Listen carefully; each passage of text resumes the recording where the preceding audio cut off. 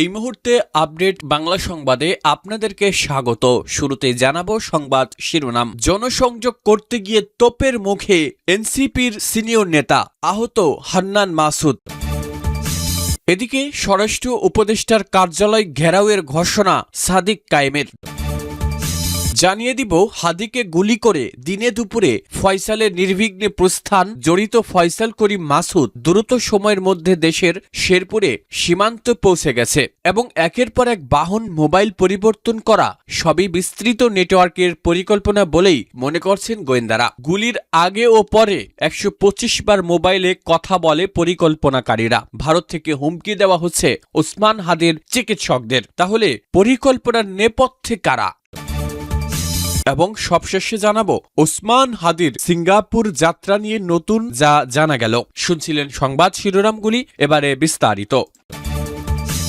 জাতীয় নাগরিক পার্টির সিনিয়র যুগ্ম মুখ্য সমন্বয়ক ও নোয়াখালী ৬ আসনে সংসদ সদস্য প্রার্থী আব্দুল হান্নান মাসুদ আহত হয়েছেন। রোববার বিকেলে হাতিয়া পৌরসভার ৩ নম্বর ওয়ার্ডের পুরাতন বাজার এলাকায় জনসংযোগ চালানোর সময় অটোরিকশার ধাক্কায় তিনি আহত হন। ঘটনার প্রত্যক্ষদর্শী হাতিয়া উপজেলা যুব শক্তির আহ্বায়ক মোহাম্মদ ইউসুফ রেজা বলেন, পেছন দিক থেকে একটি অটোরিকশা এসে হান্নান মাসুদের বা পায়ের উপর উঠে যায়। প্রাথমিকভাবে অসুস্থ হলেও তিনি তখন প্রচারণা চালিয়ে যান। পরে জনসংযোগের কারণে তিনি আরও অসুস্থ হয়ে পড়েন এবং বর্তমানে বিশ্রামে রয়েছেন। আরেক প্রত্যক্ষদর্শী মোহাম্মদ হাফিজুর রহমান বলেন, গণসংযোগ পরিচালনার সময় হান্নান মাসুদ ভাই দুর্ঘটনার শিকার হন। এ সময় একটি অটোরিকশা দ্রুত গতিতে চালাচ্ছিলেন অল্প বয়সী এক চালক। সাধারণ জনগণের সঙ্গে করমর্দনের সময় পেছন দিক থেকে আসা অটোরিকশাটি হান্নান মাসুদের শরীরের সঙ্গে সামান্য লেগে যায়। এতে তিনি পায়ে আঘাত পান। তিনি আরো বলেন, হান্নান মাসুদের এক্স-রে করানো হয়েছে,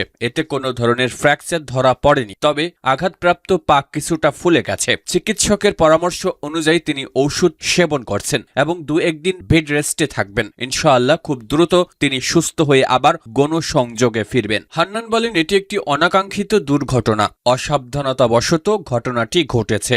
অটোরিকশা চালক ছিল অল্প বয়সী, এখানে কারো কোনো দোষ নেই। তাৎক্ষণিকভাবে বিষয়টি বুঝতে না পারলেও পরে জনসংযোগ চালিয়ে যাওয়ায় পায়ের অবস্থা কিছুটা খারাপ হয়েছে, তবে আমি আশঙ্কামুক্ত রয়েছি। এটি কোনো পূর্ব পরিকল্পিত নাশকতা বা ষড়যন্ত্রমূলক ঘটনা নয়।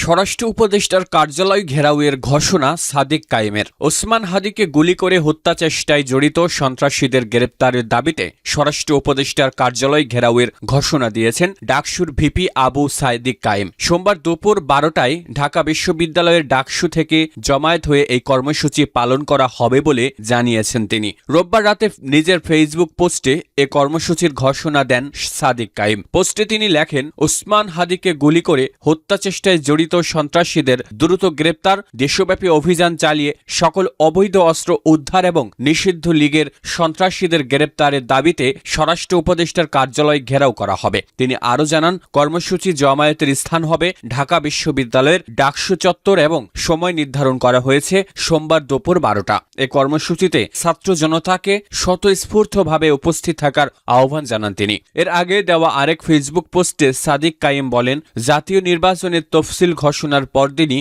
রাজধানীতে একজন প্রার্থীকে গুলি করার ঘটনা অত্যন্ত উদ্বেগজনক ও অশনি সংকেত। তার দাবি, পতিত ফ্যাসিস্ট শক্তি ও তাদের দেশি বিদেশি দর্শকরা আসন্ন নির্বাচন প্রতিহত করতে নানা কর্মসূচি ও হুমকি দিয়ে আসছে। পরিকল্পনার নেপথ্যে কারা? হাদিকে গুলি করে দিন দুপুরে ফয়সালের নির্বিঘ্নে প্রস্থান। জড়িত ফয়সাল করিম মাসুদ দ্রুত সময়ের মধ্যে দেশের শেরপুর সীমান্তে পৌঁছে যাওয়া এবং একের পর এক বাহন, মোবাইল পরিবর্তন করা সবই বিস্তৃত নেটওয়ার্কের পরিকল্পনা বলেই মনে করছেন গোয়েন্দারা। গুলির আগে পরে 125 বার মোবাইলে কথা বলে পরিকল্পনাকারীরা। ভারত থেকে হুমকি দেওয়া হচ্ছে ওসমান হাদির চিকিৎসকদের। ইনকিলাব মঞ্চের মুখপাত্র শরীফ ওসমান হাদিকে গুলির ঘটনা আগে ও পরে অত্যন্ত নিখুঁত পরিকল্পনায় সাজানো হয় মাস্টার প্ল্যান। দিনে দুপুরে ঢাকার রাজপথে হাদিকে গুলি করা হলো।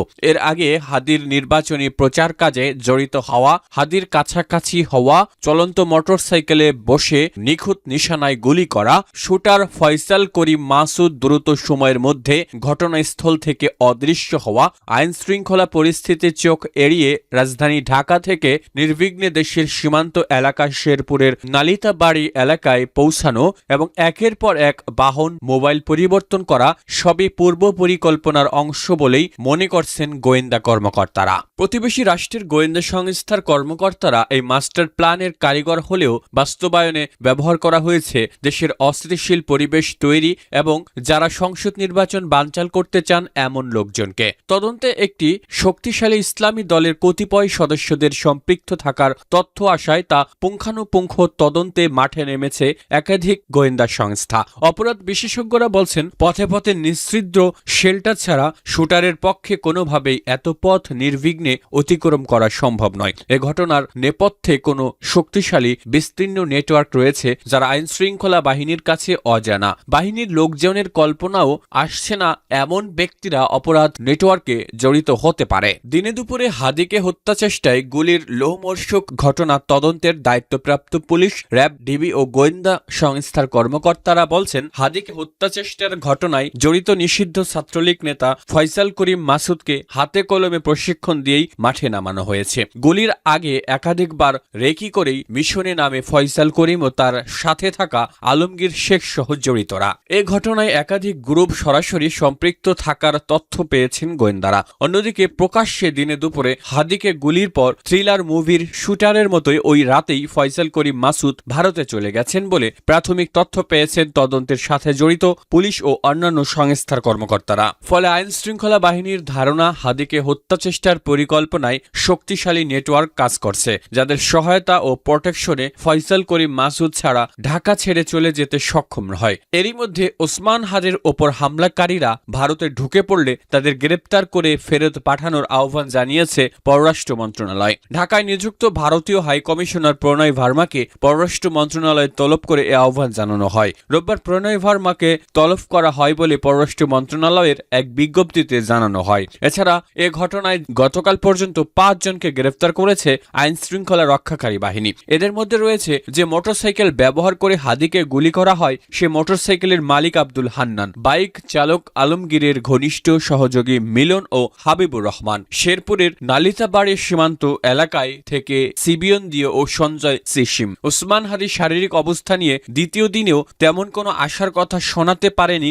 চিকিৎসকরা। সর্বশেষ সিটি স্ক্যানে তার মস্তিষ্কের ফোলা আগের চেয়ে বেড়েছে এবং একই সঙ্গে হৃদস্পন্দন স্বাভাবিকের চেয়ে কিছুটা বেশি লক্ষ্য করা গেছে বলে জানিয়েছেন তার চিকিৎসায় গঠিত মাল্টিডিসিপ্লিনারি মেডিকেল বোর্ড। রোববার বিকেলে এভারকেয়ার হাসপাতালের আইসিইউ ও এইচডিইউ কোঅর্ডিনেটর এবং সিনিয়র কনসালটেন্ট ডাক্তার মোহাম্মদ জাফর ইকবাল স্বাক্ষরিত এক বিবৃতিতে এ তথ্য জানানো হয়েছে।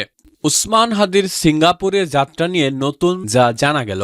জুলাই গণ অভ্যুত্থানের অন্যতম নেতা ইনকিলাব মঞ্চের মুখপাত্র এবং ঢাকা ৮ আসনের সম্ভাব্য স্বতন্ত্র প্রার্থী শরীফ ওসমান হাদিকে আজ সোমবার ১৫ ডিসেম্বর দুপুরে একটি এয়ার অ্যাম্বুলেন্সে সিঙ্গাপুরে নেওয়া হবে। রোববার প্রধান উপদেষ্টা প্রফেসর মোহাম্মদ ইউনুসের নির্দেশে সংস্কৃতি উপদেষ্টা মোস্তফা সরওয়ার ফারুকী, প্রধান উপদেষ্টা স্বাস্থ্য মন্ত্রণালয় বিষয়ক বিশেষ সহকারী অধ্যাপক ডক্টর মোহাম্মদ সাইয়েদুর রহমান, এভারকেয়ার হাসপাতালের বিশেষজ্ঞ চিকিৎসক ডাক্তার জাফর ওসমান হাদির ভাই ওমর বিন হাদির মধ্যে এক জরুরি কল কনফারেন্সে এই বিষয়ে সিদ্ধান্ত হয়। 14 ডিসেম্বর এভারকেয়ার হাসপাতালের বিশেষজ্ঞ চিকিৎসক দলের পরামর্শে ও পরিবারের সদস্যদের সঙ্গে আলোচনার পর প্রধান উপদেষ্টাকে অবহিত করা হয়। গত 2 দিন ধরে ওসমান হাদির চিকিৎসার জন্য সরকার সিঙ্গাপুর, থাইল্যান্ড ও মালয়েশিয়ার কয়েকটি হাসপাতালে যোগাযোগ করেছে। শেষমেশ ঠিক হয় সিঙ্গাপুরের ন্যাশনাল নিউরোসায়েন্স ইনস্টিটিউট নিয়ে যাওয়া হবে তাকে। প্রধান উপদেষ্টা স্বাস্থ্য মন্ত্রণালয় বিষয়ক বিশেষ সহকারী অধ্যাপক ডাক্তার মোহাম্মদ সাইয়েদুর রহমান বর্তমান প্রধান উপদেষ্টাকে জানান, বর্তমান ওসমান হাদির শারীরিক অবস্থা স্থিতিশীল এবং অপরিবর্তিত রয়েছে। সোমবার দুপুরে ওসমান হাদিকে উন্নত চিকিৎসার জন্য সিঙ্গাপুরে পাঠানো হবে। এ লক্ষ্যে প্রয়োজনীয় মেডিকেল এয়ার অ্যাম্বুলেন্স, চিকিৎসক দল এবং ভ্রমণ সংক্রান্ত সব প্রস্তুতি ইতোমধ্যেই সম্পূর্ণ করা হয়েছে। সিঙ্গাপুর জেনারেল হাসপাতালের অ্যাক্সিডেন্ট ইমার্জেন্সি বিভাগে তার চিকিৎসার সব ধরনের ব্যবস্থা গ্রহণ করা হয়েছে। হাদির সঙ্গে সিঙ্গাপুরে যাবেন তার ভাই ওমর হাদি, সঙ্গে আরও একজনও যাবেন। ওসমান হাদির চিকিৎসা সংক্রান্ত সব ব্যয় রাষ্ট্রীয়ভাবে বহন করা হবে। তার চিকিৎসা প্রক্রিয়া সার্বক্ষণিকভাবে পর্যবেক্ষণে রাখার জন্য সংশ্লিষ্টদের নির্দেশ দিয়েছেন প্রধান উপদেষ্টা।